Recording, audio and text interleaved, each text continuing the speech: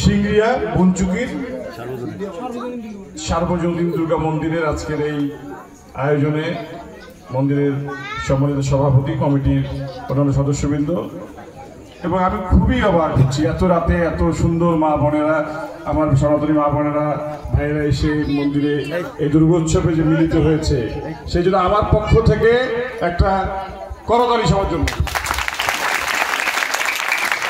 তালি শেষ হয় নাই, এই যে ছোট্ট বন্ধুরা বসে আছে, আর ওদের জন্য একটা হাততালি দেবেন। এই মা বোনরা বসে আছে বাদ থাকবে, তাদের জন্য একটা হাততালি।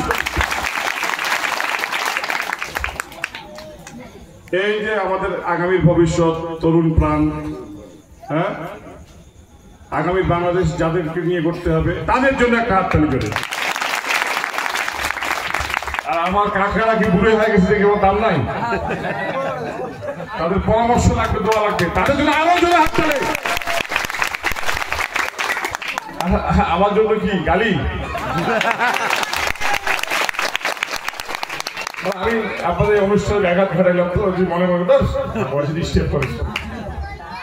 যাই হোক, আমার পরিচয়ও দিছে কমলকান্তিদা, নাসির আমার ছোট ভাই, যদিও একজন মুসলমান, তারপরেও সনাতনদের প্রতি যে তার এত ভালোবাসা, এবং কালকে থেকে পরশু থেকে আমাকে এখানে যদি সে নিয়ে আসতে পারে, কতবার যে ফোন দিছে।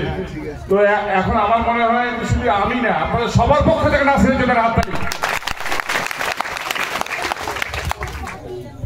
এবং আমার সাথে দেখেন এই যে চুল সব পাকিয়ে গেছে, আরেকজনের মাথায় চুল নাই, মাস্টার মানুষ, এই যে বিকেল 4টে থেকে বড় ছেলে বেড়াইতেছে এই আপনাদের সাথে একাত্মতা ঘোষণা করার জন্য, তাদের জন্য হাততালি দিবেন না?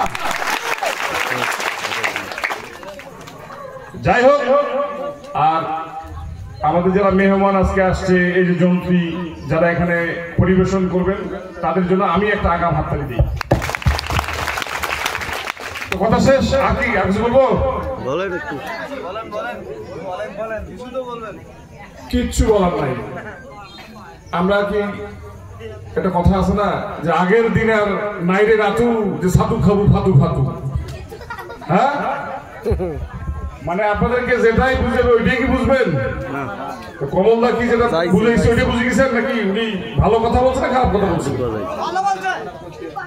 হ্যাঁ, আমরা আমাদের বিবেক, বুদ্ধি, বর্তমান পরিস্থিতি সবকিছু বিবেচনা করে আমরা জাতি, ধর্ম, বর্ণ নির্বিশেষে আমাদের এই অবহেলিত অঞ্চল, নীলফামারীর একটি উপজেলা হচ্ছে জলঢাকা, জলঢাকার একটা প্রত্যন্ত ইউনিয়ন হচ্ছে কৈমারি, যেখানে অনেক সনাতনী ভাই বোনদের বসবাস, যাদের ভাগ্যের উন্নয়নের কথা গত 54 বছরে কেউ কোনোদিন চিন্তা করে নাই। করছে শুধু ওই 5 বছর পরে আসছে, একটু ফুকি দিচ্ছে আর ভোটটা নিচ্ছে নাকি? হ্যাঁ, তো আপনাদের দোষ নাই। তো আপনারা বাসি বাসি যাদের ভোট দিচ্ছেন তারা তো শীতের পাখি।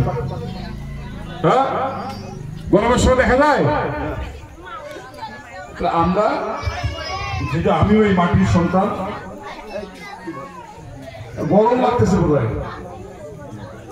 যাই হোক, বাচ্চাদের একটু খেয়াল রাখবেন। আমরা আমাদের আগামীর উন্নয়নের জন্য, আমাদের ইউনিয়নের উন্নয়নের জন্য আমরা এমন একজন প্রতিনিধি তৈরি করব যিনি আমাদের এই মাটিতেই থাকেন, কাছাকাছি থাকেন, বিপদে আপদে সবসময় তাকে পাশে পাওয়া যায়, ঠিক তাই না? এখান থেকে একটু পিছনে গেলেই বড়ঘাট, যেখানে আমাদের বাসা, আমার আব্বা আব্বাস শহীদ আলী দুইবার উপজেলা চেয়ারম্যান ছিল, সব পরিচয় দিচ্ছে। নির্বাচন আসবে, নির্বাচন যাবে, উনি ভোটে দাঁড়াবে, সৃষ্টিকর্তা যদি উনি ভোটে নির্বাচিত হবে সেটা আলাদা কথা। কিন্তু আমি আজকে এখানে এসে আপনাদের যে এতগুলো লোকের ভালোবাসা পাইলাম, এই আত্মিক সম্পর্ক আপনাদের সাথে আজীবন থাকবে। আপনাদের যে কোনো বিপদে আপদে আমাকে যদি আপনারা স্মরণ করেন, লেখে রাখেন, আপনার পাশে পাবেন, দাদাকে সাক্ষী রেখে। আর আগামীতে নির্বাচনে কি করতে হবে, আপনারা কি সিদ্ধান্ত নেবেন, কমলদা সব বলছে। আমার আব্বা যেহেতু আপনাদের এই পার্শ্ববর্তী ইউনিয়নেরই সন্তান, তো আমি আপনাদের কাছে কিন্তু এবার একটু দাবি করব, তাকে যদি যোগ্য মনে করেন, যদি সে দল থেকে নমিনেশন পায়, তার জন্য দোয়াও করবেন, এবং তাকে কিন্তু ধানের শেষে ভোটটাও দিতে হবে। কি দিবেন কিনা বলেন দেখি একটু? আমার মা বোনরা বোধহয় ঘুম ধরছে তো দেখেন একটু হাত তুলুন টাকা টাকা বসে যাবেন দেখি দেখি দেখি হাত উঠতেছে না তো